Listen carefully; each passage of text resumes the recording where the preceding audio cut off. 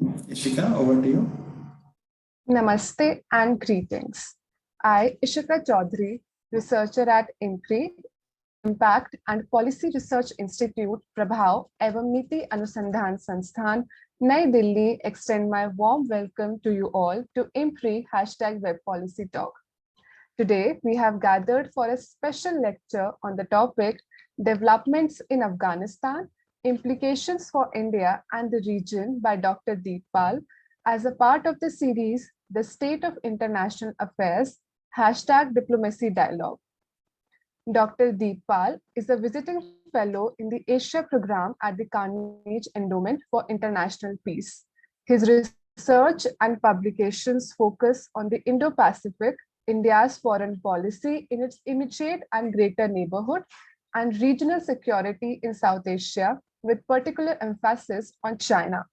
He has worked with the National Bureau of Asian Research and the Center for Strategic and International Studies in Washington, D.C., and has a decade's experience as a journalist in India.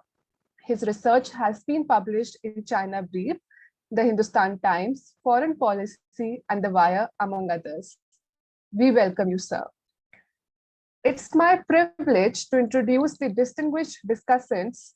We have Dr. Krzysztof Iwanek, Head of Asian Research Center, Center for Security Studies, War Studies University, Warsaw, Poland. We welcome you, sir.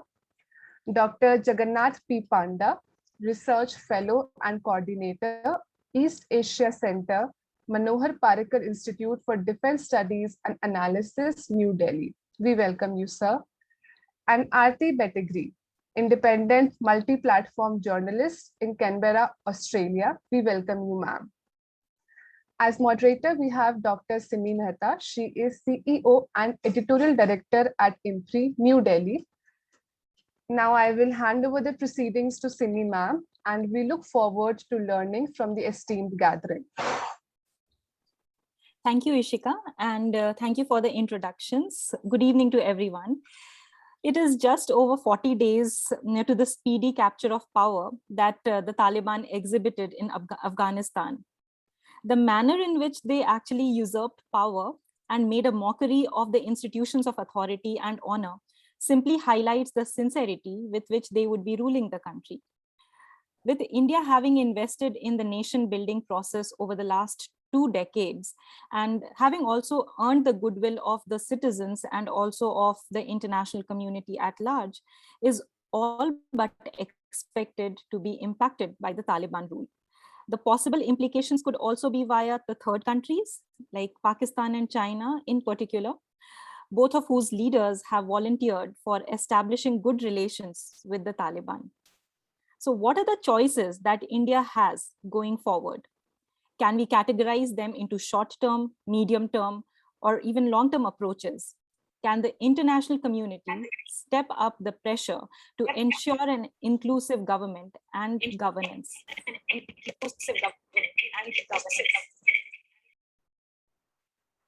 What role can the United Nations play in stabilizing the situation, especially with a humanitarian crisis already looming large, and some reports claiming that around 95% of the Afghan nationals are already reeling under hunger and starvation? With India in the United Nations Security Council, how can we make the most of the tenure that we have? And what are the most effective propositions India could make on Afghanistan and ensure their agreement and their implementation on the ground? Well, I agree that there is no single answer to these questions that I've just raised, but certainly an informed deliberation would pave the way for a clarity of the situation and also the rapidly evolving developments in the country. And what better than to hear from the keen observer and expert himself, Dr. Deep Pal. The session would be further enriched with the esteemed panel of discussants, Dr. Panda, Ms. Aarti, and Dr. Chris joining in from New Delhi, Australia, and Poland, respectively. So I welcome all of you here on Zoom and also on Facebook Live. Feel free to post your questions, identify the panelist to whom the question is for, and sit back and enjoy the program. Thank you so much. I now yield the floor to you, Deep. Over to you. Welcome. Please unmute. Okay, can you hear me now? You're not audible. I'm not audible at all, even now. Yeah. Is this better? Yeah. Okay, wonderful. I'm just going to take off my headphones and speak without them, and hopefully all of you can hear me. Thank you so much, Simi, Arjun, and others in IMPRI for this platform. It's an honor and a pleasure to be here, and also thanks to Aarti, Jagannath, and Krzysztof for agreeing to be discussants to this topic. I just want to start by saying that while I do have certain ideas about what is happening in Afghanistan and how things may go forward from here, I definitely do expect to learn a lot from everyone present here. And hopefully, together we will be able to all learn about this very important part of our neighborhood. So the way I'm thinking of going about with this, and Simi, correct me if I'm wrong, I'm guessing that you want me to speak for about 20-25 minutes before we get into a discussion. Yes. Okay, Sure. wonderful. So first, I'm going to quickly switch on the stopwatch so that I don't, overextend my welcome. And after that, so the basic ways in which I'm thinking of organizing this conversation, this talk, is by talking about 4 important aspects of what we are seeing happening in Afghanistan. The first of them being the nature of the Taliban government governance, as we are seeing happen there since the last month and a half now. An interim government was announced earlier this month, so about a month of that, and about 15 days or so before that is when they had walked almost unopposed into Kabul. So that's what I will start with, and we'll look at the various aspects of this governance, how the question of legitimacy, the question of fractiousness or homogeneity within the Taliban. We'll talk about the lack of or the availability of capacity and bandwidth and expertise within the Taliban. We'll also talk about something that doesn't get discussed, as often, I think, in conversations about Afghanistan, which is about the Afghan people, right? What are we seeing happening to them? What are the changes in their lives? How are they coping with that? And highlighting some of these, I think, will be important, because you cannot have this conversation about Afghanistan without talking about these very kind, very brave, and wonderful people of Afghanistan. So that's the second section. The third section basically is about international community, where I will touch upon some of the bigger players, not the usual ones as much. We all kind of have an idea of how the United States is looking at the question of Afghanistan, but there are newer players that have emerged, right? Which we did not see during the last Taliban rule between 96 from 96 onwards. And these include Russia, China, and of course, definitely Pakistan, which has always been a very important player in this area. We'll get into that a little bit. And finally, I am going to talk a little bit about what all of this means for India, in which I will try and look at some of the questions that Simi raised earlier about, what are the medium terms or long-term options that India could think about, and what are India's really near-term options given how things are unfolding in Afghanistan. So that's a basic outline of my talk. That's how I'm going to talk about it. And without much ado, let me start with the nature of governance that we are seeing in Afghanistan, an interim government was announced on 9 September, comprising about 34 members of the Taliban leadership. But what was interesting about that was it raised as many questions as there were before that government was announced, right? So if you look at this government, immediately you would ask, why are we calling this an interim government, right? How interim is it? When will it be changed? On what basis will it be changed, right? We do not know answers to these questions. What will a Taliban political structure look like, right? We know they might move towards the emirate, but is that happening immediately? Is that happening later? We don't know. The very beautiful looking parliament building in Afghanistan that India helped construct, right? Is that going to play a role in the political administration, in the political future of Afghanistan in any of the years from now? We don't really have answers to any of those questions. So that's one of the first things that one thinks of. Now, the other important thing or interesting thing about this Taliban government is the fact that it's been filled with actors or elders from the earlier Taliban government. some of them are not around. So in that case, it's their families that are there. So Mullah Umar is not there. So his son Mullah Yaqub is a prominent member of the government. Sirajuddin Haqqani, whose father Jalaluddin Haqqani has been a very important player in the Taliban, he is the interior minister.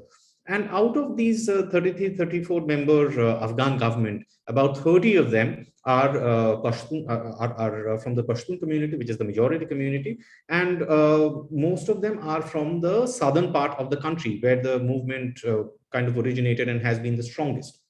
So what emerges very clearly from the structure of this government is that there has been a strong effort to ensure that there is not as much of an infighting, which is something that has been talked about, or has been, people have been wondering if that is a possibility inside. And the structure of the government kind of suggests that that is something that the Taliban have also been careful to try and avoid. Now, the other interesting thing is one could not be faulted for asking where exactly is this government, because most of the members, we don't know where they are, we don't see them. We do know that a prominent member, Mullah Baradar, who was part of the Doha team that negotiated with the West, who was sworn in, who was announced as the deputy prime minister, is no longer in Kabul and has moved to Kandahar, right? So, and who are the people that we see most often representing the Afghan government, the Taliban government, are the spokespeople. Zahidullah Mujahid comes across as the most recognizable, one of the most recognizable faces of the Taliban, of Taliban 2.0, if that is what we want to call them, of the Taliban, at least in the last month and a half. Now, which also brings forward the question of the homogeneity of the Taliban. Now, the entire question of whether there are factions within Taliban or not, it's a highly debated concept. Various people look at it differently. There are theories that suggest some of the Taliban leaders are closer to Pakistan than some others. There are indications that some countries like Iran have not been happy with the kind of administration that the Taliban has announced. And very recently, we have even heard of, infighting within the government. We all have read newspaper reports of there being an actual skirmish between the supporters of Mullah Baradar and the Haqqani. And the Haqqanis, which led to Khalil Haqqani, in fact, which led to Mullah Baradar leaving Kabul and moving to Kandahar. Now, obviously, a lot of this is speculation. We do not really know if that fighting, if that gunfight really happened, if anyone really died or got injured. But what we do know is that these are ideas, these are concepts, these are questions that are continuously rising from within Afghanistan, from within the Taliban government, and very often going unanswered, like many other aspects of this administration. Now, what is definitely very certain is that if anyone expected that the Taliban in Doha, which has been negotiating with the world for the longest time, which in fact led to the February 2020 agreement on withdrawal with the US, there is a very, very strong difference or separation between the Doha Taliban and the Taliban on ground, the Taliban commanders, the Taliban fighters, the Taliban leaders that are in Afghanistan. And while that was kind of clear at the time when the Taliban were taking over Kabul, it has only become clearer now. Despite the fact that someone like Mullah Baradar, who is familiar with the entire Doha process, was brought into the government, perhaps with an idea of bridging this divide or this gap, or at least providing some kind of a united front to the world, that doesn't seem to have worked as well. So that is something that is very clear. And what is also very clear is that the Haqqanis and other leaders who have always been close to Pakistan and form a very important part of the Taliban, have formed a very important part of Taliban insurgency and are now an important part of the government. At the same time, there are others within the Taliban in Afghanistan who want more autonomy for the movement, for the government in Kabul. And how this plays out is something that will only be seen over a longer period of time. This is not something that will go away. There is no easy out out of this for either the Taliban or for anyone else. A major aspect of the Taliban government has also been the stark difference. It has been the stark lack of capacity, expertise, bandwidth that we have seen that came about very quickly as soon as the Taliban took over. In fact, there have been a number of pictures, including one I remember, I'm sure many of us remember, of, after the US left the Kabul airport, there were these Taliban fighters who were sitting around the air traffic control room of the airport with their guns, and you could see that, and they were taking selfies, right? So that in a nutshell seems to stand for the kind of situation that the Afghan people, that the country, that the administration is going through, where they have a lot of these infrastructure, a lot of these institutions that have been developed over the last 20 years. Of course, no one is saying it was created perfectly, but there are various kind of institutions and infrastructure that has been developed, but it so happens that the Taliban do not seem to have the kind of expertise that one needs to run these kind of institutions. Now, and that is a major difference between 1996 and now. There has been a kind of a bedrock of a Western state that has been laid out over the last 20 years, and that is not something that the Taliban are very familiar with. Now, they can go in two directions from this. One, they can completely dismantle it and bring a system of governance purely along tribal lines, something that they are familiar with.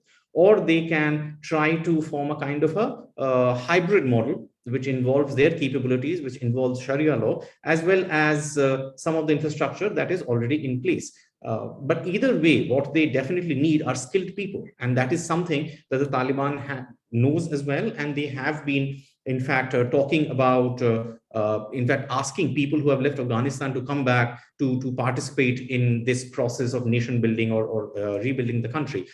Now, that in a way is a strange dichotomy, because on one hand, we hear the Taliban saying this. On the other hand, we also hear reports of Taliban fighters going door to door in various cities in Afghanistan and actually trying to find people who worked in the Ghani government, in some punishing them, in some cases even killing them. Those are the reports that have come out. So it's difficult to figure out how they are going to actually manage to get people to come back and work for them.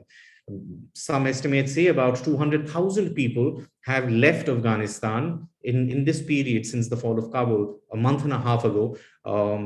Many of them through the airports, many of them through the land borders up north or elsewhere.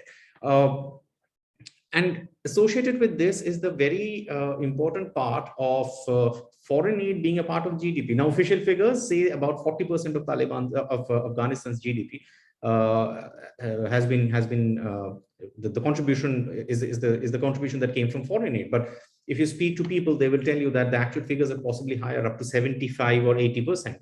Now, what is very clear is that this has now stopped as countries are trying to figure out what these changes mean, the direction that Afghanistan is going. Adding to the problem is that companies like Western Union have stopped remittances, which were about 4% of GDP. The assets of the central bank have now been frozen. So effectively, beyond the political strategy question, a major question is this economic aspect. Where is this money going to come from? Because if this does not start anytime soon, what we are going to see is the very real possibility of the absolute collapse of the Afghan state. They'll run out of money. Now, of course, there has also been speculation about, illegal mining or narcotics trade, them providing a kind of an income for the Taliban government. But if you look at the math, it's very clear that while that can, fund an insurgency, that is not as viable as a source while running a country. Now, the other aspect of the governance is the question of inclusivity, right? Now, there are deputy ministers in this government, which include ethnic Tajiks, but at the same time, you are hearing about there being public hangings. You're hearing about Taliban spokespeople talking about chopping off of limbs as punishments, coming back. There are questions about the rights of minorities, about the questions of inclusivity, about the questions about women and their rights, whether they can be educated. The Taliban have said women have no space in government offices, right? So there is some clarity, and they keep going back to Sharia law and say that everything that will be allowed within the purview of Sharia law. So these are the kind of issues that come up when you talk about inclusivity, when you ask basically the question that if this Taliban 2.0, if you will, is different from the earlier Taliban. And I think in this it is important to make this distinction that as this Taliban, the current Taliban, the present Taliban, is definitely more digitally savvy. They are talking on television, giving television interviews. They're allowing television in Afghanistan, which was not the case the last time around. They're allowing the internet. Their responses, their conversations obviously seem very calibrated, which is clearly aided by the advice of their new allies and partners and people, you know, behind the curtain. But and all of this is obviously to give this veneer of modernism and moderation. But if you really want to understand if this is a different Taliban, then the major question one needs to look at is on the question of inclusivity. We hear about the Hazaras, but also the Tajiks and the other minority groups in Afghanistan. Where is their representation? There does not seem to be any plan as of now about the rights of women, about the rights of various kind of minorities, about the question of what would democracy mean in a Taliban Afghanistan. And I think that is where one needs to look at to understand whether this is really a new Taliban, or if this savviness, if this openness towards the West has only got to do with, you know, this desire to have their spokesperson speak at the UN General Assembly, or have their leaders you know, go around the world without being stopped anywhere. And so far, it seems to indicate that it's more the latter than the former. Now, before I move on, I think we need to spend a little bit of time talking about how this has affected the lives of Afghan people, because that does not get talked about as much when we talk about the question of hard security. But human security, especially in the case of Afghanistan, which has seen long wars and occupation from various parties over many, many years now, is something that needs to be talked about. What affects them most at this point in time is the fact that the assets of the central bank of the country have been seized or frozen. What affects them is that remittances have stopped coming in. We have seen pictures of people once again coming out in the streets and trying to sell their belongings. We have seen pictures of the Taliban arresting, detaining, flogging people because they have been accused of stealing bread to feed their families. And when we talk about Afghanistan, we must not for a second forget about the plight of these real people that exist, possibly not seen as much as the Taliban leaders, or possibly not seen as much as the leaders of the various other countries when they talk about Afghanistan. But whatever is decided on, these are the people that bear the brunt of it. The question of humanitarian aid, which is now down to a trickle. These are the people that bear the brunt of it. The other aspect of the people of Afghanistan that I kind of want to talk about for a second is on the question of the protests that we have been seeing in the past month and a half, which again is very different from how we saw people receive the Taliban in the 1990s. And one major reason for that is a whole new generation of people have grown up in these last 20 years. And these are people who have seen the internet, who have seen television, who have seen coffee shops on street corners, and they know what life can be. They know what life outside of this country can be. They know what their lives can be, the fact that they can choose, that they can be educated. And this is something that they are not going to want to let go very quickly. Of course, state repression is we know what extents they can go to. We have seen examples of that, not just in Afghanistan under the Taliban, but we have seen it in various other parts of the world. And there is no saying how long these protests will actually manage to still organize themselves. But I think this is something that needs to be recorded. Now, moving on to I'm at the about 18-minute mark, so I'm going to try and wrap up quickly. Moving on to the question of international players, and I think a good place to start as far as international players are concerned is Pakistan, which indubitably is the most important player as far as Afghanistan is concerned right now. It has been for the longest time, since the 1990s, when the Taliban were raised in the northern Pakistan. But more recently, we saw the ISI chief, General Faiz Hamid, who visited Kabul and was photographed very clearly, surrounded by Taliban commanders on having conversations with them. The Taliban, the Pakistan state-owned airline, the PIA, was the first commercial airline that started services from Kabul from middle of September. And when one looks at these things, it's very clear that these are steps that cannot take place without certain security assurances being provided, and that Pakistan is very confident will hold, and a high degree of coordination between the two sides. Also, if you look at the Panjshir resistance, around about the time when the ISI chief was in fact visiting Afghanistan, there were drone attacks on the Panjshir resistance. Now we know that the Taliban don't have those kind of infrastructure, those kind of armaments, and right at the moment there were questions about whether this was coming this was Pakistan coming to the aid of the Taliban. However, at the same time, what Pakistan will have to reconcile with at some point in time or the other is that their support of the Taliban has always been and is now even more so a double-edged sword. Because just as the Taliban have gained in prominence and power in Afghanistan, so have the Tehrik-e-Taliban Pakistan in Pakistan, who have said that they do not see a reason to stop their attacks on who they see as the enemy, which is the Pakistan state. There have been attacks on CPEC projects as well. So as the Afghan Taliban gain prominence, gain power, the TTP also gains power. And that means that Pakistan will have to use a sizable chunk of its security infrastructure to tackle that.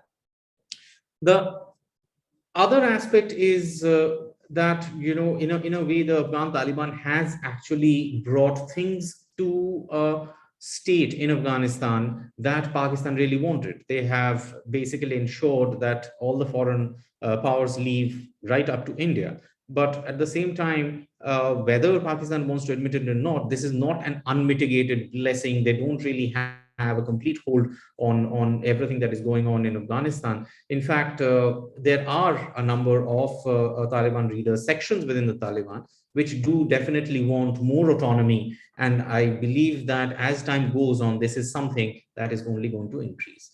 The other major new player that we have seen being talked about quite a bit is China. If we look at the communication that has been coming from the Taliban aimed towards China over the last month and a half, it's very clear that the Taliban are really wooing them. However, what is also important to understand here is that China's approach towards any country is not the same as the United States, where they pump in a lot of money without necessarily looking at what that money is being used for or whether there are going to be any returns for it or not. A recent readout from Wang Yi after the G20 meeting on Afghanistan reflects this. They have talked about how countries that are responsible for the current situation in Afghanistan are the ones that should do more to help. They have talked about US and NATO countries taking responsibility for solving Afghan refugees and migrants issues. Now, we also hear a lot of talk about the natural resources in Afghanistan, which are apparently going to lure China in. But when people talk about this, what they forget is that the copper mine in Mesianak, the Metallurgical Corporation of China won a contract in 2007, but they have not really been able to extract copper from there to the extent where they would have wanted to. An oil field in Amu Darya. Now, the Chinese energy company, China National Petroleum Corporation, won a tender in 2011. Again, the Afghanistan government took this back. China could not make much of this opportunity as well. Pakistan has talked about the possibility of extending CPEC through Afghanistan. But the bottom line remains that China is on a wait and watch mode, and they will be very careful before they make any large investments. And at the same time, China has security concerns as well, not just for Afghanistan, but for Xinjiang and for the Wakhan corridor. And they will most certainly want to do something that other countries have not been able to do so far, hold the Taliban accountable for these issues in exchange of any assistance that they provide to the Taliban. Russia and Turkey, I'm not going to talk a lot about. I'm closing in on the 25-minute mark.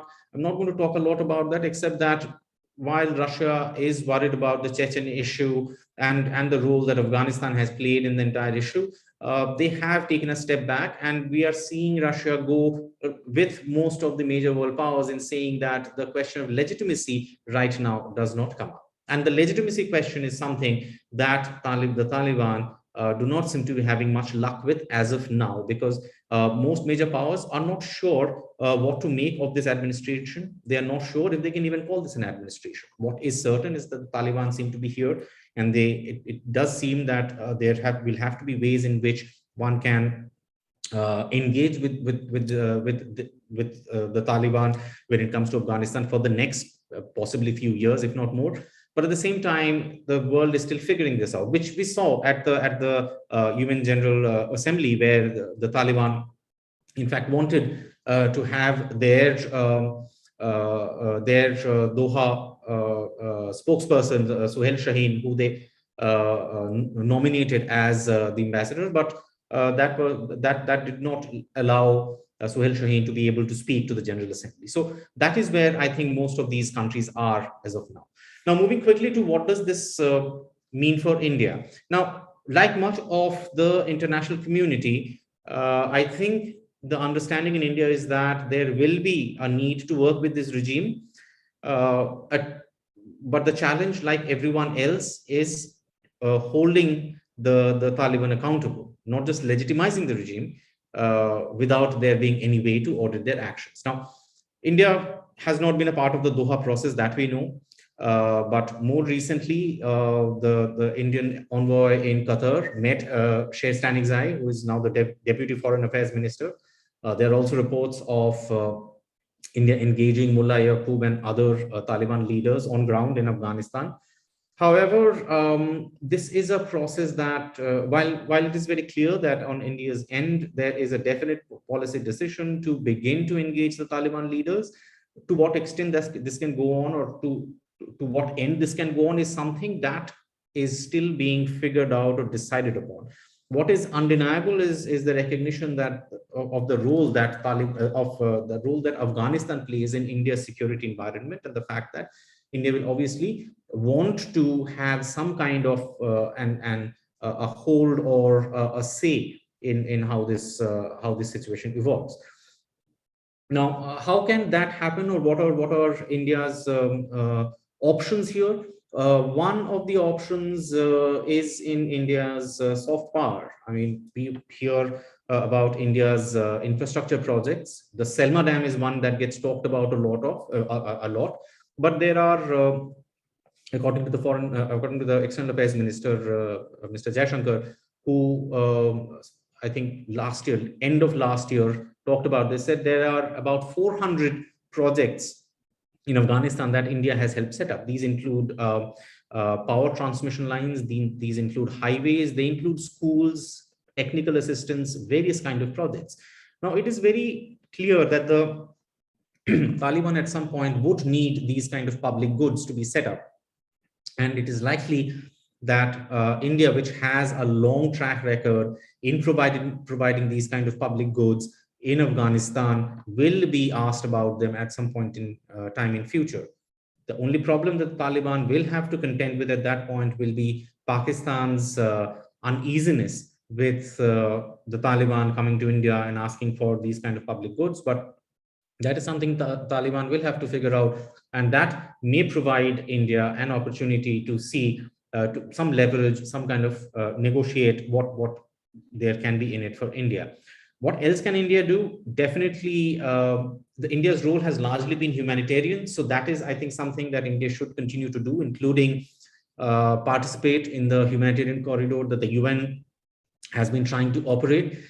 In terms of leverage regionally, I think there are two players that India is looking at and will continue to look at quite closely. One of them is Iran, which is not happy with the Taliban administration the way it has been shaping up in Afghanistan, and the other is Tajikistan, where India has, just as India has Chabahar port in Iran that it is helping develop, it has airport in Tajikistan, and that is something, airbase in Tajikistan, and that is something that should help India basically maybe reach humanitarian assistance at this point in time, and then see how else that can be leveraged. I'm going to stop here. I have taken a couple of minutes more than my allotted time, but thank you very much, and I look forward to discussing this further. Thank you very much, Deep. It was very, very enriching, and definitely there are so many points that you have raised, and this small amount of time definitely is not enough. But we really look forward to hearing from our discussants. I would now invite Dr. Jagannath Panda to share his remarks. Sir, over to you. Thank you. Am I audible? Yes, yes. Thank you, Dr. Simi, and it's a great pleasure to be here with IMPRI for this kind invitation. But at the outset, let me compliment Deep for this excellent overview on the developments in Afghanistan, and also what the regional actors, particularly India, could play in the region. Now, I kind of agree with most of your assessment, and I think I would only at the beginning of my comments will make this very clear that probably your presentation has raised so many unanswered questions in the process, and probably we don't have ready-made answers because things are still evolving and things are still uncertain, and we are not yet clear which way the interim government in Afghanistan will move towards, and what would be the nature of governance in times to come, and how Afghanistan politics will really unfold. But with that note, let me also comment on some of the specific points that you have mentioned. And I think some of these points are very interesting, particularly from the geopolitical angle, given the fact that every major country in the regions have their own interest in Afghanistan. My first comment is about, on the point of interim government. I kind of agree with you that we're still not yet clear that how this interim government will unfold, or how much time they will take in terms of changing their mode of governance, and trying to form a proper government with some kind of recognition or backing from the international community. We don't know, whether they will change, and if they are changing, how much time they are going to take, and this proper government formation, how much time it will take, whether it is a long run road or it is going to happen sometimes very soon and we are not really aware of. But I think one key question that will come, not only, in fact, it is already being discussed, is about the legitimacy of the government, be it the interim government or the proper government that will be seen at some point if the world tries to engage with the interim Taliban government, and if they successfully form a government at some point. Now the legitimacy issue is very complicated. I mean, yes, we know for a fact that probably international community, particularly all the major countries, so far have not really given their consent, and probably not on a formal note, they have not really acknowledged these governments, and probably that has not really opened up the scenario for any kind of legitimacy for either the interim government or the government which will be coming at some point. But I think there are two kind of complicated issues that we should be talking about. One is a formal legitimacy. The second one is the informal legitimacy. What we are today looking at is that even though there is an interim Taliban government is there is a kind of informal acknowledgement, if not a proper legitimacy, legitimate accord is accorded to this interim government in Afghanistan.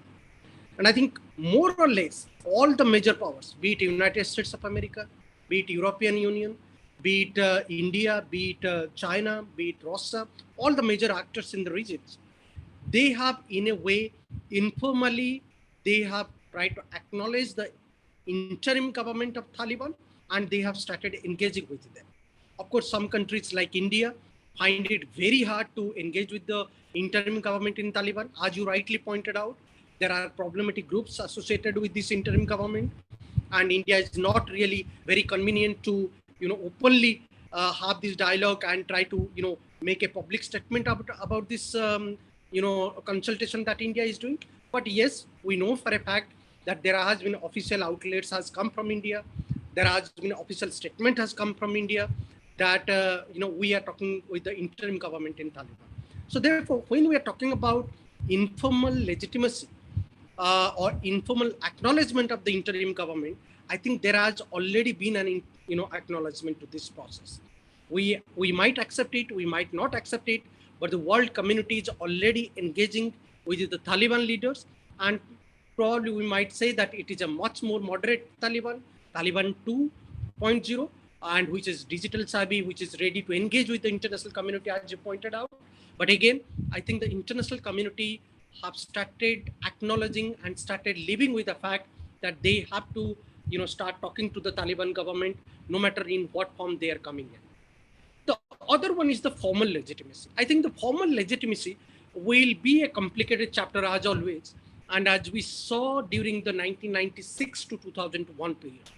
And I think the formal legitimacy will never happen at any point in, immediately, because each of this government, including India, each of these major powers in the regions, including India, they would like to, just wait and watch how the situation and how the government will unfold in Afghanistan. And they would still buy time before really officially acknowledging or granting any kind of proper official acknowledgement to the either the interim government or the government which will be formed later on in times to come. So I think we have to read in between what we are calling a formal legitimacy and informal legitimacy. To my mind, informal legitimacy is there, and also I think the world community, including United Nations Secretary General, has already started saying that, I think the financial condition in Afghanistan is not really good, and the world community should look at engaging with them and support with the monetary, fund and, with economic assistance and aid. So I think that is one issue which we need a much more greater clarity on as far as the interim or the future Taliban government is concerned. The second issue is, I think, the different factions that you pointed out. And I think from India's point of view, that is a critical chapter, that is a critical issue. And we know for a fact that India would be really very careful in terms of saying or engaging anything with the Taliban government if they continue to have their with the Al-Qaeda group. And I think there, of course, it will be a testing time for Indian democracy, Indian diplomacy. But I think more than that, I think what India would be mindful about, that to what extent Pakistan is having a say in the interim government of Taliban, which is being evolved, which is already there, or the future government which will be coming. So I think Indian interest and India's vigilantism will be more focused on the Pakistan part here, rather than, the fractions of the groups which are there and already having a close networks with the interim government of Taliban. And I think as far as India's interest is concerned, India would be very careful about on the Haqqani networks and also on the Al-Qaeda groups, if not about other groups. About the model of governance, and I think I would agree with you that there is a lot of non-clarity at this moment, and we don't know which way the governance process in Afghanistan will really pan out.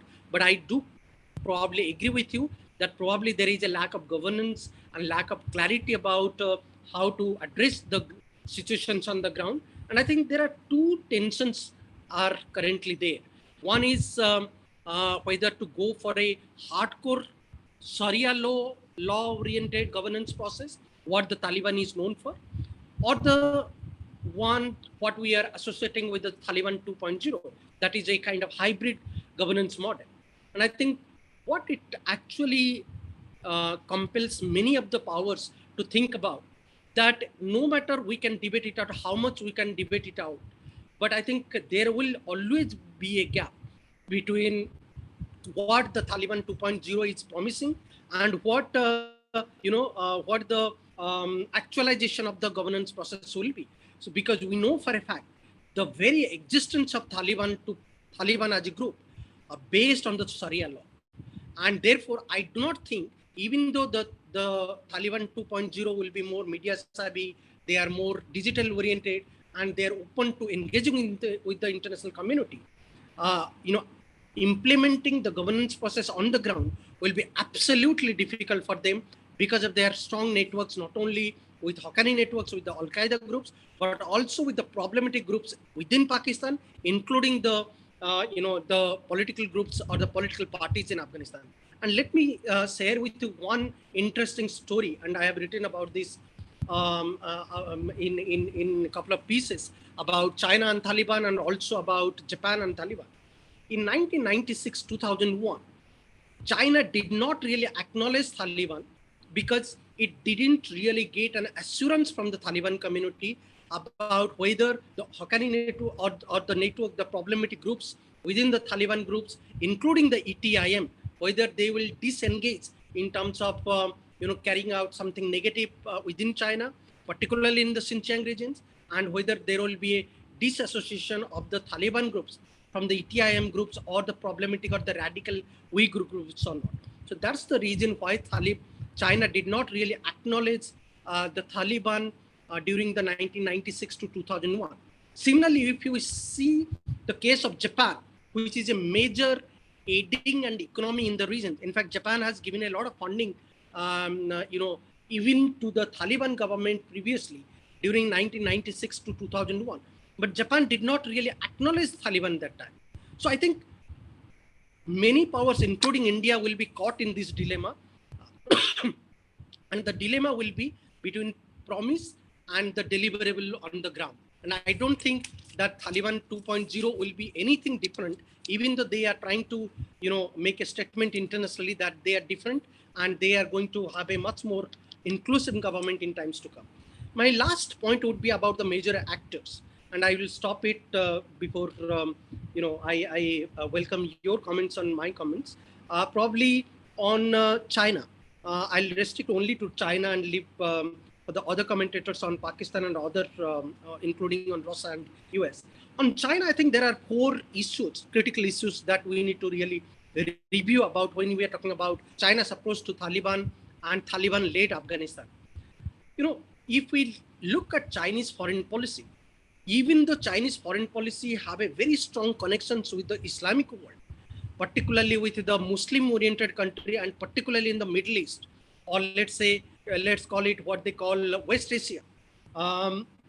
Still, China's relationship with most of the Islamic world, including Iran, including UAE, including Afghanistan, has not really been strong. There has always been a gap. There is a gap in the confidence building, and there is a lack of trust between the Islamic countries and China. And this is for obvious reason. This is for the way the Chinese have dealt and treated the Uyghurs in the Xinjiang region. And I think this gap is going to be there, and it won't be easy for China to dismiss this gap or address this gap so suddenly. And I think there will be some gap between Taliban 2.0 and the Chinese government, even though we know for a fact that probably China would try to grab as much as opportunities in the regions after the US troops withdrawal from the region. The 2-3 other points is about the BRI. Yes, you pointed about resources. I completely agree with you. But I think one critical issue, in fact, I would partly agree with you by saying that I think the Chinese would be very cautious in terms of going ahead with their BRI plan. In fact, their BRI plan will see some cautious approach, primarily because they want to have a security guarantee not only from the Taliban 2.0, but also from the Pakistan government, that their investment packages in Taliban, in Afghanistan, in the West Asian regions should not be affected by the terrorist groups, and they want a assurance check from the Taliban 2.0 and including from the Pakistan government. The other 2 critical issues, very shortly, is about the Shanghai Cooperation Organization, and I think this is a critical point that we need to discuss. Probably other speakers, other discussion can comment on this. In 2011, I had written a piece in the China Brief in the Jamestown Foundation, where you have also written. I wrote a piece in 2011 when Afghanistan was invited as an observer member to join in SCO, and where the Chinese had a big hand. And the piece was titled as China or the SCO, who will supervise Afghanistan in times to come. So I think the time has come, and I think what we'll see a dualistic approach. The Chinese, as you know, the Chinese foreign policy always says that probably not to go for a singular approach unless they don't have much options. And I think they will go for a dualistic approach or a multi-pronged approach as far as their approach towards the Taliban regime is concerned, or towards the Afghanistan region is concerned. And I think what we will see is that the Chinese would try to hold a good control over the Taliban-led Afghanistan government and towards the regions through the SCO also. India is a member in SCO. Pakistan is a member in SCO. Russia is there. Most of the Central Asian countries are there. So the Chinese would like to buy this opportunity in terms of having their plans and control over the regions, and they would also like to probably try to have some control over the radical outfits in the regions through the SCO. My last point is there is a nexus the Chinese would be studying or examining this nexus very carefully. That is China, Pakistan, and Taliban 2.0. And whether the nexus is really going to happen or not, that is, we have to wait and see, and time will say. But probably from India's point of view, this is a critical troika we should be mindful about. If this troika is happening, probably India would be reviewing a lot of its policy planning, not only towards Afghanistan, towards Taliban, but also towards including the Shanghai Cooperation Organization. And I think this troika would be very significant if it is coming out, because it will be a grave concern for India's security, including the terrorism issue that India has been facing for last 2 to 3 decades. Thank you very much. Sure. Thank you so much, sir. Lots of important points you have raised, and I would invite Dr. Deep to respond to the questions and comments that Dr. Panda has raised. Yeah, Dr. Panda, thank you. Those are really, really great points, all of them. I'm going to, for the sake of time, I'm going to couple a couple of them together. So the first one is you talked about the question of legitimacy, and your third point was about the model of governance, right? So if you can put them together, I absolutely agree. The formal legitimacy, informal legitimacy difference, right? And in terms of informal legitimacy, a lot of countries are in fact already providing that to Afghanistan already. So I think what will be important to keep an eye on for us, and for those who try to understand the question of the region better, is one, does informal legitimacy have enough for the Taliban to be happy with that only, or will they still seek formal legitimacy, right? That is something that we have to keep our eye on, and whether or not the Taliban can operate sufficiently only with informal legitimacy, or if that is, if only humanitarian aid is coming in, that will not be sufficient. The Taliban will need money to, if for nothing else, to keep the movement alive for their insurgents, right? If there is only humanitarian aid coming in, they can possibly siphon off some of that, try to sell it, do this and do that, but that will still not be enough. So that is, I think, one of the things that we need to keep our eye on. The flip side of that is also that this need for legitimacy is possibly one of the few levers that the international community still has. Whether there is appetite to use these levers at this point in time, whether there is appetite to engage with Afghanistan for NATO and the US, who have just managed to bring themselves out of this 20-year-long war, is a different question. But this is one of the few levers which can be still pulled. I mean, the way the Taliban quickly nominated a member to become a UNGA representative and have that person speak, write a letter to the UN Secretary General, kind of indicates that they are very keen to be seen as a bona fide international player. And I think that still says that whatever informal legitimacy they have got so far is not enough. So that is one piece that is very important to look at. The other part I wanted to comment on was the 4 points that you mentioned about China is very interesting and rightly so. And I completely agree that even though there are talks about whether the BRI will now go through Afghanistan and everything, China will obviously want. I mean, I think a few weeks ago there were attacks on CPEC projects in Pakistan, and the TTP claimed responsibility. Right. So, given this being the situation, I don't see the BRI rolling through Afghanistan quickly in a hurry and a lot of things happening around it. Unless China is certain that its capital and its manpower is safe, I don't see that happening. As far as the SCO is concerned, that's a very interesting point. Thank you for drawing our attention towards that. Obviously, that is something that China, if we see coming from China, that will obviously happen much later when there is more legitimacy for the Taliban and everything else. But I think that will also be a very important indicator in terms of how China sees this relationship, where they want to, the direction in which they want to take it. But yes, that is of the various indicators that we must keep our eyes on. I agree with you absolutely. Thank you for drawing our attention to that. That is something that we must keep our eye on. So I'll stop with that. Great. Thank you so much, sir. So now I would invite Chris to make his remarks. Chris. Thank you, Simi. Thank you, Dr. Paul, for your very valuable review of the situation. And I'm happy to meet you face to face for the first time, or although online.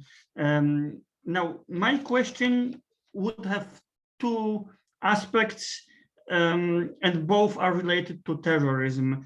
In a nutshell, I would like to ask you, what do you think are the security implications for both India and Europe? Because, well, being a European dealing with India, these are both aspects I'm interested in. To kind of, just for a moment, expand on this question, there have already been some comments stating that the situation in India will not be affected that bad, because some commentators argue the security situation in Kashmir has been improved. That's not my opinion, that's what I'm quoting as other commentators are saying. Now, as a counterpoint to this, as we all know, what happened in Kashmir after the Soviet withdrawal from Afghanistan. And what comes to my mind is also remembering a UN 2020 figure given last year, that there may be over 6,000 Pakistani fighters, some of them belonging to organizations like Lashkar-e-Taiba, present in Afghanistan as of last year, whom I believe would be, free to shift their jihad to Kashmir now. So that's one part of my question, is how much do you think Kashmir and other parts of India would be affected by those terrorist groups which are aligned to the Taliban and until now were present to some degree in Afghanistan? And same, though in a different mode, about Europe. Do you think that what happened in Afghanistan could translate into a resurgence of Osama bin Laden's organization, Al-Qaeda, in Afghanistan, or maybe even in Pakistan? And can this translate into a security issue even for Europe?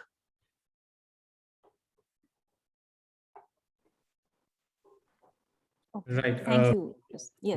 Deep, over to you. Do you want me to go now, Simi? Or we could have Aarti. We could have Aarti, and then you could. Let's Yes. Thank you, Aarti. You have been so patient and you've been listening to all the comments and discussion being made. So please go ahead and share your views. Oh, sure. Thank you very much. The problem with going last is that everyone else has covered off all the points that I wanted to raise. But just by virtue of the fact that I'm in Australia, I'll ask you some questions that have a more kind of a regional Indo-Pacific slant. I suppose the first one is, will the Quad affect what's happening in Afghanistan or vice versa? Will there be any flow-on effect on the Quad? Will it give it, I've suggested in a previous column for the Lowy Institute that it could give the Quad a newfound impetus.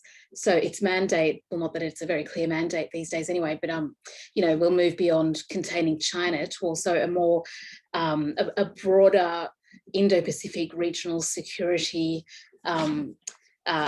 issue. And something I wanted to raise just in response to what you said about the impact on Afghan people, in particular women, I'm also hearing a lot about the impact on LGBTQI people in Afghanistan who have been relatively free in the last 20 odd years to practice their sexuality openly, and now that has been contained. I'm hearing some quite traumatic stories about people, about Afghans who want to leave. I was wondering if this is something that you have come across or have considered.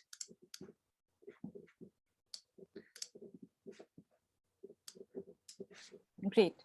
So yes, Aarti, can we have Deep now for, yes, you're done. Okay, Deep, yeah. You know, those are all great points from both Chris and Aarti, and thank you for those. And in fact, in a way, you know, there are, I'm going to draw a line between the comments that both of you have made in terms of what is happening in Afghanistan mean for Europe, as well as on the issue of the Quad, right? What we are seeing now, what has been fairly evident in the last couple of months is with the US and NATO departure from Afghanistan, is that there is very little appetite in much of the Western world to engage with Afghanistan directly in terms of boots on the ground and security issues, right? So where does Europe come in that? I think one of the major ways in which Europe is kind of irreplaceable is is where it comes, where the questions of values come, you know, the question of human rights comes, where the question of democratic values comes. And something that I was saying earlier to Dr. Panda about one of the few last levers that are available to the international community involve the question of being able to get some concessions from the Taliban in exchange for maybe a little bit of legitimacy, or maybe unfreezing any of some of their money or things like that. These are all connected pieces. Is it possible that the Taliban would actually agree to have, you know, LGBTQ people live like anyone else in Afghanistan? I don't know. Right now, it seems difficult. I mean, it seems difficult, so difficult for women. I can't imagine how difficult it must be to be an LGBTQ person in Afghanistan right now, right? But that is a place where Europe can be extremely relevant in as far as Afghanistan is concerned. So that's one. The other point about risks of Afghanistan being a staging area for terrorist activities emanating from Afghanistan to various parts of the world. Now, that is something obviously in India, it's one of the major things that we worry about. As far as the February 2020 agreement, the Taliban have promised that they will not let their soil be used for terror activities, right? The only problem with that promise is that how do you enforce it? Who checks for it? Is the UN involved? Is anyone else involved? Can there be observers from outside who can go and check for these things, right? There is no clarity on this. There is nothing in that agreement that kind of tries to hold the Taliban accountable on this, and that's a major lapse, I would believe, in that agreement. As far as India is concerned, I don't see a whole influx of fighters coming into Kashmir or in other parts of India for various reasons, including the way governance in these places have changed in the last few years. Europe is slightly further away, so it is not something I see happening immediately for Europe. But what I do see as a real danger is in terms of the possibility of outfits like, let's say, the ISKP that operates out of that region, for them to run indoctrination camps for people, whether they come from India, from Europe, or various other parts of the world.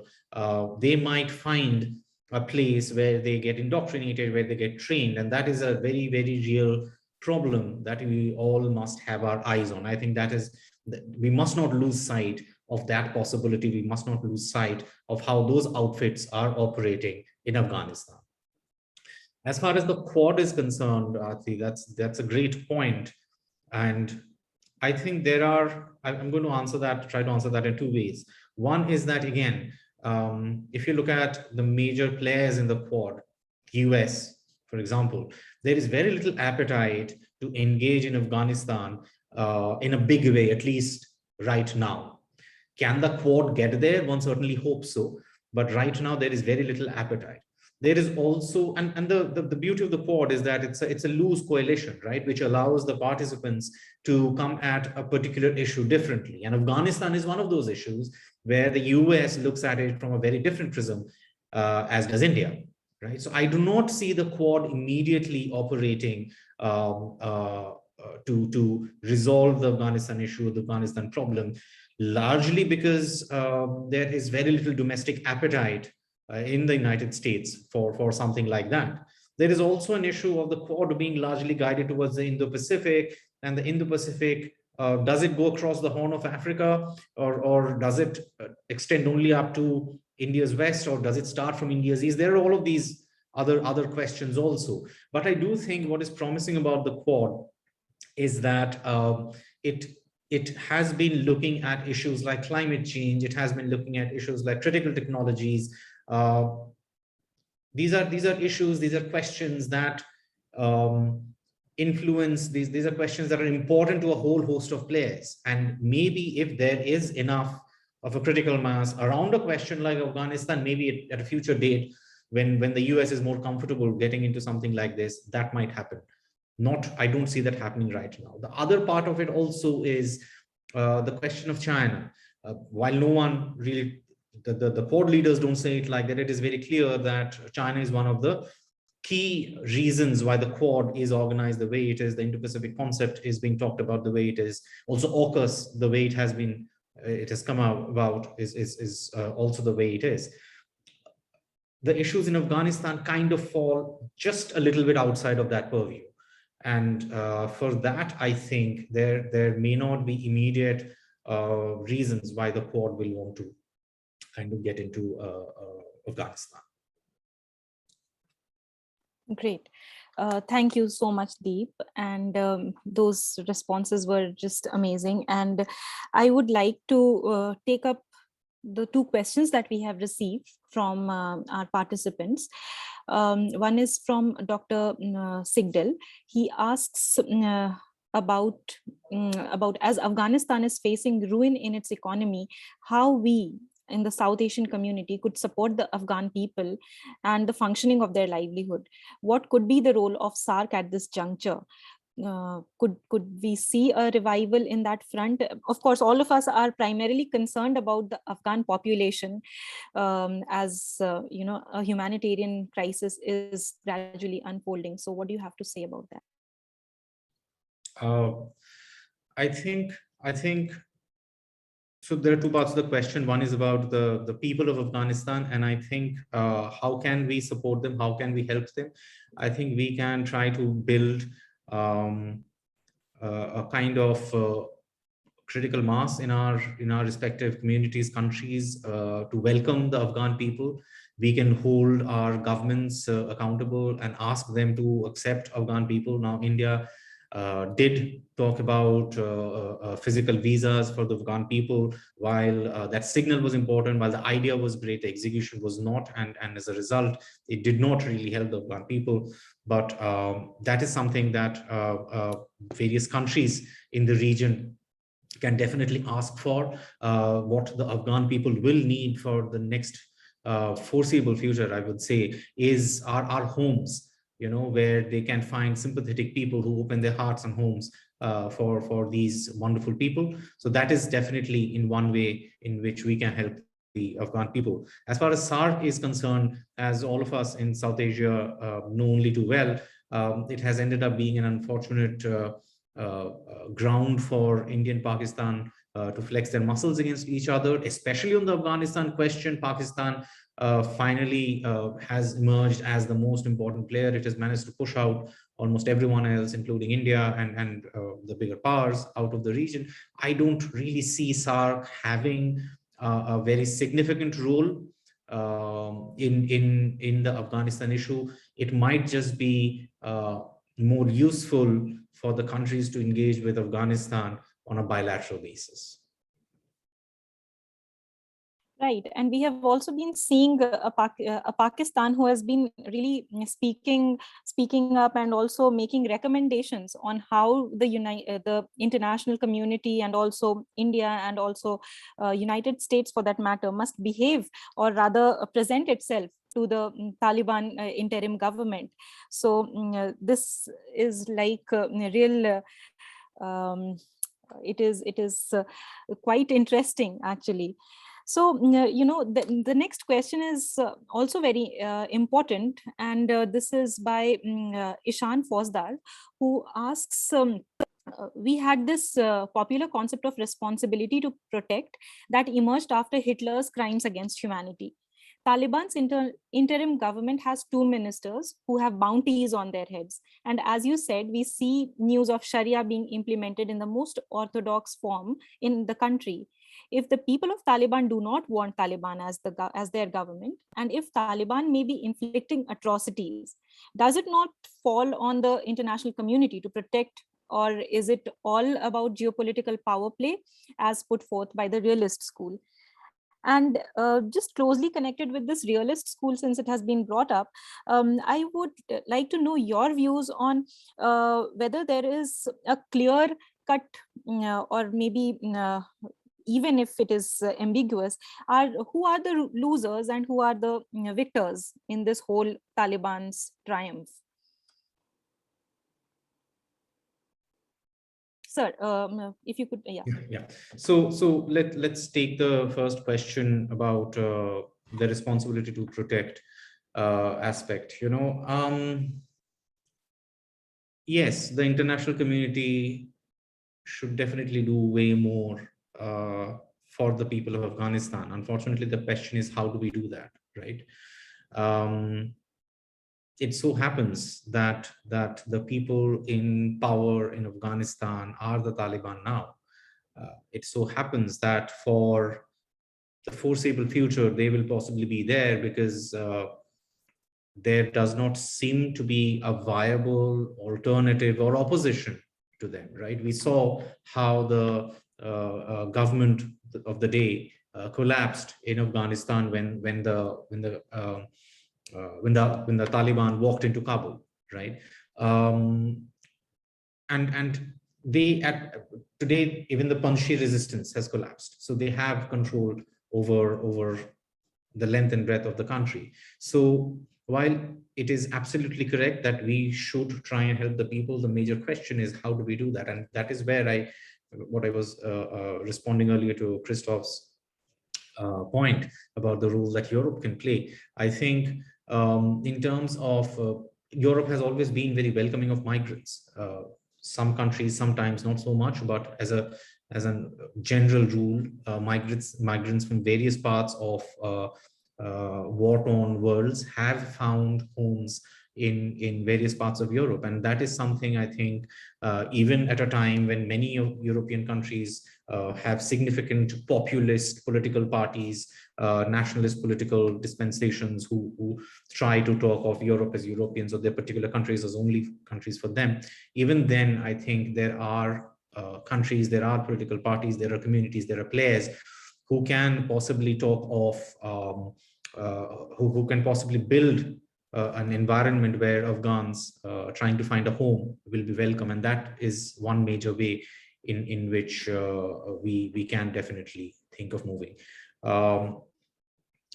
Simi, to your question about who are the major winners and who are the major losers, it's a difficult question to answer. I think most people would agree that at least in the short term, Pakistan is a major winner in terms of they finally have things in Afghanistan where they wanted it. They are finally one of the most influential countries in Afghanistan. And who are the major losers? I think it is the people of Afghanistan who are the major losers. Right. There have been a lot of protests in front of the Afghan embassy here in Delhi, and in fact, when the manner in which the US had left or they were leaving, the Afghan people mentioned that they have felt betrayed, and they did not foresee that this way things would turn out to be. Now that if India goes ahead and recognizes this interim government, which is not inclusive, we are saying that they are a moderate government and all those things, but what kind of a moderate government? I mean, my question is, Aarti raised questions about the LGBTQI community being so cornered and marginalized. So can we also see that India puts a condition that the recognition could be contingent upon an inclusive government, which is really which respects the rights of women and also of all genders, for any further discussions rather? And if this doesn't happen, and then India goes ahead and recognizes, because all other countries would be, because that would be that is forthcoming. So again, it would be a betrayal from India in terms of where the Afghan people are concerned. So it's like India is drawn into a quagmire, I guess, wherein despite all its efforts, all the goodwill that it has earned, it will be like, do good and reap the reverse. So what do you have to say about that? So, I mean, there is no, when Afghans talk about the nature of the withdrawal that happened, there is no doubt that it was definitely, I mean, there is definitely a lot of reason for criticism, and rightfully so, in the manner in which the US left. I mean, even though a kind of a timeline for withdrawal had been decided upon and talked upon, even if it was a rough timeline, it is difficult to understand why it had to be carried out in this absolutely uncoordinated way. So that is definitely true. There is no doubt about that. As far as the question of legitimacy is concerned, for the kind of government that Afghanistan has right now, whether it is India or whether it is any other world power, I do not see anyone formally legitimizing this government anytime soon. There will have to be a lot more. Think of it this way. I mean, when the last time when the Taliban came to power in 1996, Pakistan was the first country to acknowledge them, to recognize them. And even Pakistan has not done that so far, right? So I don't see that happening anytime soon, because the times are very different, the world is very different, and it is very unlikely that the Taliban government in the current way will be recognized by anyone. What kind of a Taliban government would then be recognized is the obvious next question. And I'm afraid I don't really have an answer to that, because that will also be a factor of, pulls and pushes. How far will the Taliban agree to go? Will they ever accept, let's say, women ministers? That seems very unlikely where we stand now. Will they accept ethnicities other than Pashtuns, Tajiks, Hazaras in their midst? We don't know. And the problem there for the Taliban leadership is not just ideology, is not just what the leaders believe, but also the Taliban cadre are the fighters who have been fighting against these very communities for the entire duration of their existence as an insurgency. They have fought anyone that is exactly not like them, right? And suddenly today, if you say that these are all people that we need to take together and move forward, it is very difficult for even the Taliban leadership to sell it to their people. So these are the various sides, and these are what makes these issues so complicated is that these are not merely issues of geopolitics or international relations, but these are issues that have a lot to do with the domestic factors, with the conditions that are prevailing inside the country, right? And unless some of those get resolved a little bit, it's very difficult to imagine a situation where whether India or anyone else acknowledges a form of Taliban government. Now, having said that, what is also true is that there is so much more that India can do in terms of where it is at and what more can be done. The first among them would be to go about a visa regime that accepts Afghans in India. That is something that was started and did not work out, that needs to be restarted. I mean, the India-Afghanistan connections have been talked about hundreds of times. I don't need to get into that, but we all have been close to the Afghan people for the longest time, and there is no reason why we cannot have them in our country once again. Right, absolutely. Thank you for your response. And could India actually go an extra mile of supplying to the needs of the population? Like, for example, with respect to the enormous amounts of food grains that we have, like 93 million ton of public stock of wheat and rice as of September 2021. So could we, or should we rather, go this extra mile and help this population? Oh, absolutely. I think humanitarian aid is something where not just India, any country that is in a position now to help should be one of the first things that they should try to help with. With India, though, I will add a small caveat is that there's an aid corridor that the UN is trying to set up and has with some success been able to set up. It would be prudent for India possibly at this point in time to try an approach maybe through that corridor, and as and when possible through also maybe Iran and Tajikistan, because there is it might be geopolitically less easy for India, given the role that Pakistan is playing, trying to reach humanitarian aid into Afghanistan unless going through, let's say, agencies like the UN. Having said that, yeah, let me stop there. Yeah. Yeah, sure. So I'll just take the last question and then we'll go on to the way forward round from the discussants as well. So this is a question by Sai Charan SS who asks, how would all this affect the sports sector in Afghanistan? Take the example of cricket. As many nations are, of course, they are not recognizing the Taliban as yet. And what should be their position with respect to the sports? If sports is concerned.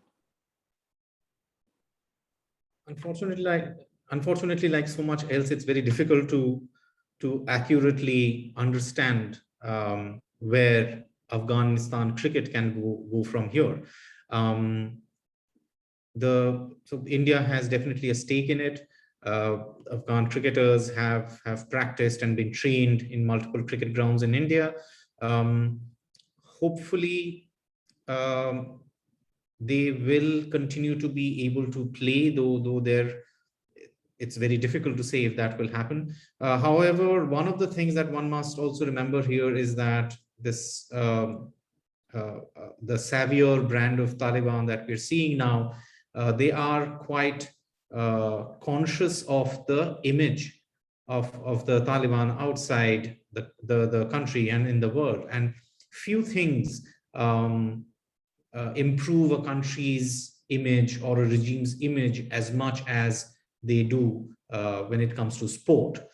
Sports people can bring glory to the country. Sports people have widespread public support. So I would imagine that the Afghan cricket team, at least the men's team, will continue to exist. The most of men's sports teams will continue to exist.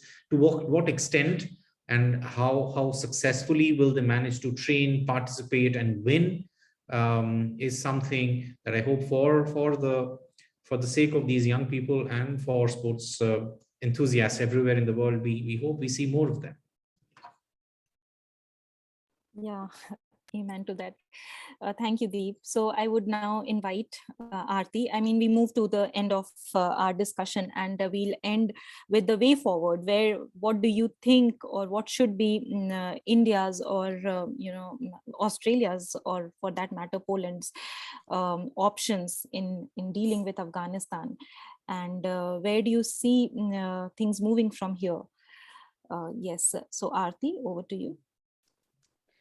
I don't know if I'm the best person to ask this. I don't feel like I have sufficient knowledge, but I suppose the questions that jump out at me immediately are, how much power and agency does this actually hand to Pakistan, having this so-called victory in Afghanistan? I mean, I suppose the biggest takeaway for me is that Pakistan was essentially behind this, was very, very complicit in delivering this victory to the Taliban.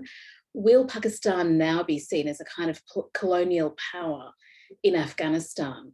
As Deep has said throughout, we have very, very little clarity, very little idea on what's going to happen ahead. But that's something that I see happening, and I'd really like to explore that idea of how much power this actually hands to Pakistan. And to continue on from that, is there potential here, and this is something that I've touched upon in some of my columns, is there potential that this could actually pave the way for a more extensive realignment in the region? I mean, there's been quite a bit of flux and change in the general alliance landscape of late in the last few months. Deep mentioned AUKUS, that's probably the big one, but also Afghanistan. I mean, what kind of realignment will this actually lead to? Thank you, Aarti. Yes, Dr. Chris, over to you. Your views. Yeah. Thank you. Well, I think Dr. Pal already touched upon, as far as Europe's possible engagement is possible. I think Dr. Pal has already touched upon this, even elaborated upon this, and I don't have much to add on this, in the sense that without the US, Europe hardly has any option of being involved on the level of security in Afghanistan. So I think Europe is left with being engaged in a humanitarian way, left with in the sense that it's a very important way of helping, but that's also the only thing left, I think. But having said this, I think a very important issue is the already mentioned recognition, and how is it connected to the position of Pakistan. Now, what I will say now will no longer be from Europe's perspective, because, as I said, I think Dr. Paul talked more about Europe's perspective than I could have. But here's my thought on this. Like Dr. Paul mentioned, Pakistan has also not recognized Afghanistan yet, and we may think why this has happened. I think the reason is that Pakistan does not want to be seen as the only country that has recognized the Taliban government, or one of the few, as it happened last time when there were only 3 countries recognizing the Taliban government. Now, for Pakistan, what would have been much better is to be in a group, a larger group of countries that would recognize the Taliban government simultaneously, so that Pakistan would not be left as one of the few ones recognizing. But I think it also may be connected to one more issue, and that's a question for others. I would like to know your thoughts about this. I'm thinking, if Pakistan is not concerned about the issue of sanctions, because, well, there is a huge anger in the US, obviously, about Pakistan's duplicity. Now, in case the West does not recognize the Taliban government, and the Taliban are considered a terrorist organization by the West, while Pakistan recognizes the Taliban government, there may be voices raised in the US that this is exactly the reason for the West to put the Pakistan government on the blacklist of Financial Action Task Force of the IMF, in the sense that the recognition of the Taliban, in case they are unrecognized in the West and recognized by the terrorists in the West, the recognition of them by Pakistan could be treated as a support to a terrorist organization.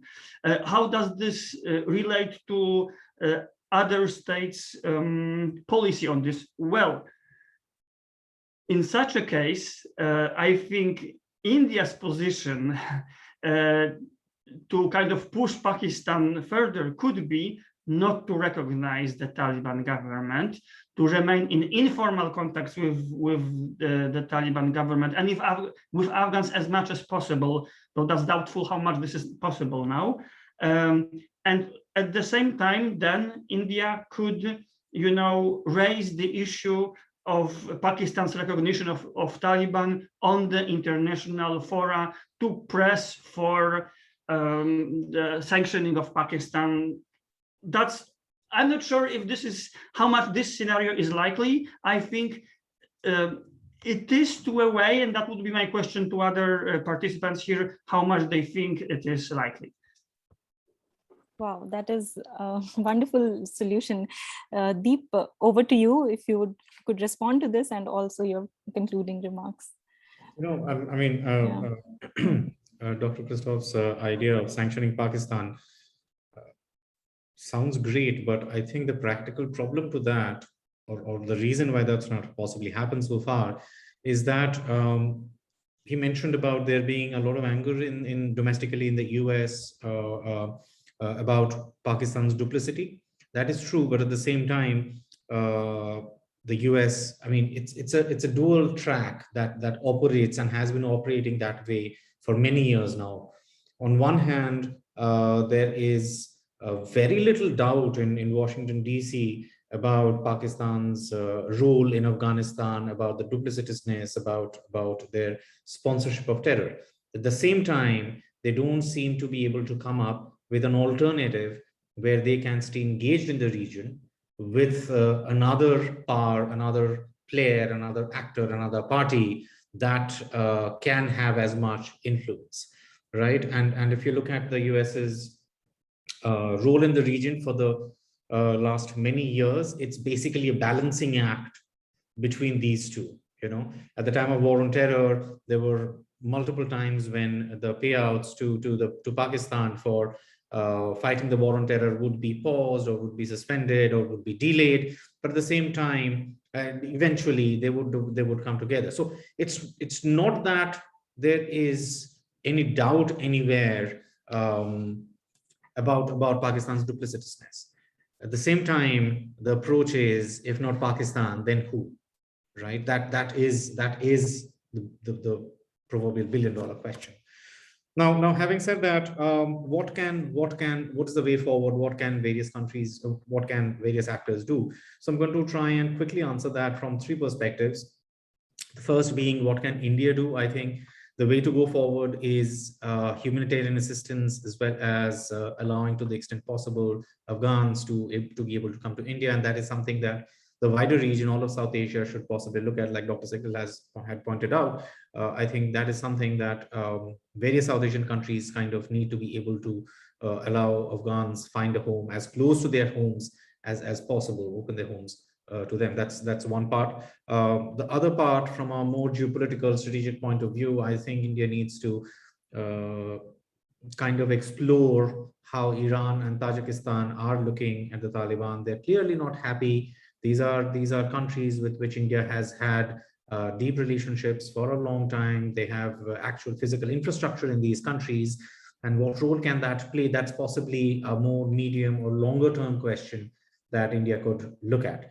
What can Europe do? I think leading the policy towards asking for further democratization, as well as accepting refugees, are two, I think, important aspects in which they can go forward. I think Krzysztof rightly mentioned that a great deal of European policy kind of looks at US, but I think at a time when a lot of European countries are looking at this entire Indo-Pacific concept or trying to engage themselves more with the region, this could be a way in which they engage with the region on real issues, real questions, without necessarily taking, the lead from the United States.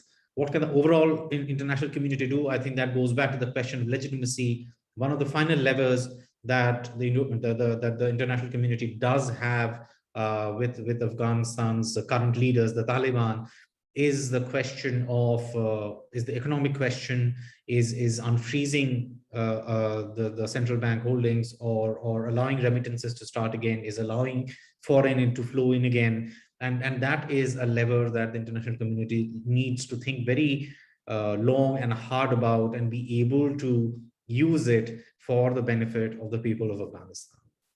I'm going to stop there. Sure. Thank you so much, Deep. Yes, Aarti, you have raised your hand. Would you like to come up again?